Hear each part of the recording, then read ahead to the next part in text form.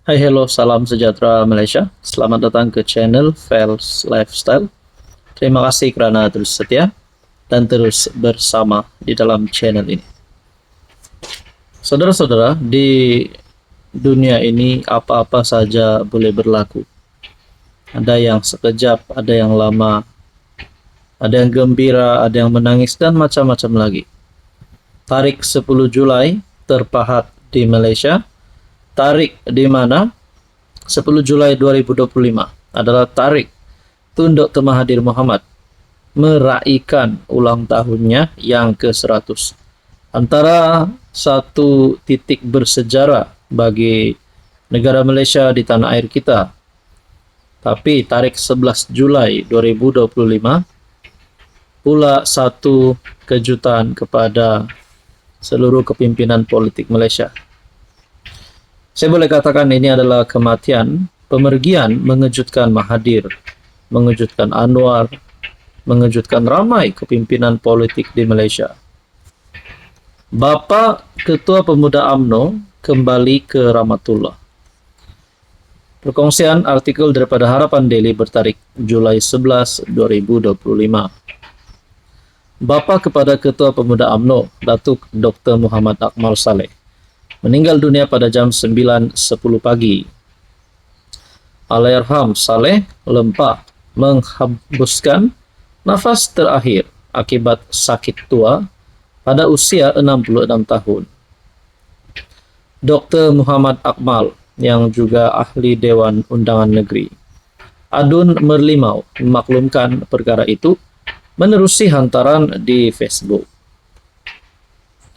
Duka cita dimaklumkan bahawa ayahanda kesayangan kami, Cikgu Saleh bin Lempa, telah kembali ke Rahmatullah sebentar tadi, jam 9.10 pagi. Mohon doakan agar ayahanda kami diampunkan segala dosanya dan ditempatkan dalam kalangan kekasih Allah, katanya. Beliau turut memaklumkan jenazah Allahyarham ayahnya akan dikebumikan di tanah perkuburan Islam Masjid Ar-Rahim, Merlimau Jasin selepas solat Jumaat.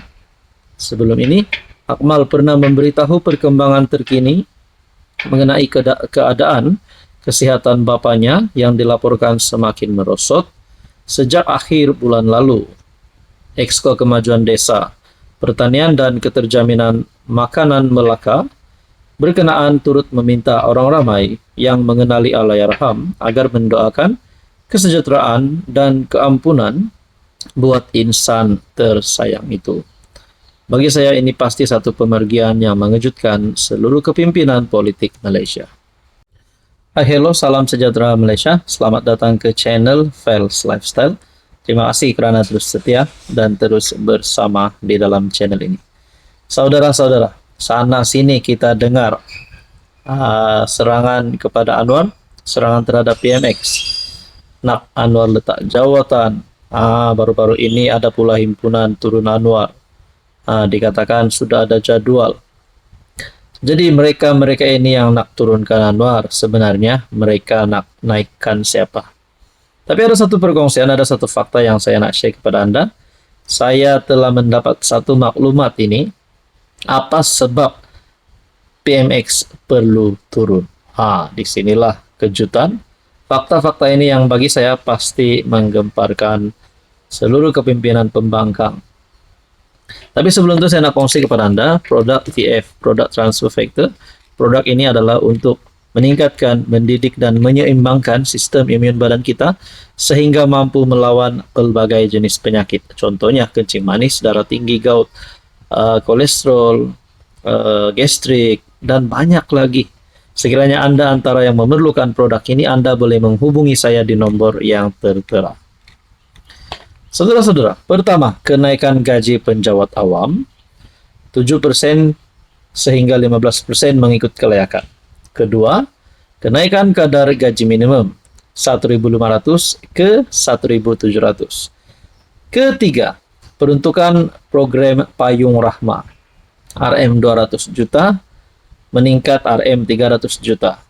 Keempat, STR dan SARA RM 10 bilion meningkat kepada RM 13 biliar. Nah, ini adalah antara kenapa orang tanya dan kenapa Anwar perlu diturunkan. Belum cukup lagi saudara-saudara, kita ada 6 lagi. Yang kelima, bantuan khas keuangan 250 kepada semua pesara kerajaan. Yang keenam, bantuan khas keuangan RM 500 penjawat awam grade 15 dan ke bawah terima bantuan khas keuangan BKK. Yang ketujuh, bantuan awal persekolahan BAP diperuntukkan kepada 5,2 juta murid tahun 1 hingga tingkatan 5 tanpa mengira pendapatan ibu bapa. Yang ke-8, pelaburan tertinggi. Malaysia catat pelaburan tertinggi 2024 RM 329.5 bilion. Nomor 9, ini orang Sabah dan Sarawak suka dengar. Berkaitan dengan MA 63, 11 tuntutan perjanjian Malaysia 1963 MA 63 telah diselesaikan. Dan yang ke-10, negara paling aman. Malaysia diiktiraf global menduduki tempat ke-10 Indeks Keamanan Global 2024. Jadi orang tanyalah kenapa nak turun Anwar. Ini jawabannya. Kenapa Anwar sepatutnya tidak turun? Apa komen Anda? Hai, hello, salam sejahtera Malaysia. Selamat datang ke channel Fels Lifestyle. Terima kasih kerana terus setia dan terus bersama di dalam channel ini. Saudara-saudara, menteri baru telah dilantik. Setelah Rafizi dan juga salah satu pemimpin PKR telah meletakkan jawatan di dalam kabinet kerajaan, 2 menteri letak jawatan dan 2 menteri baru dilantik.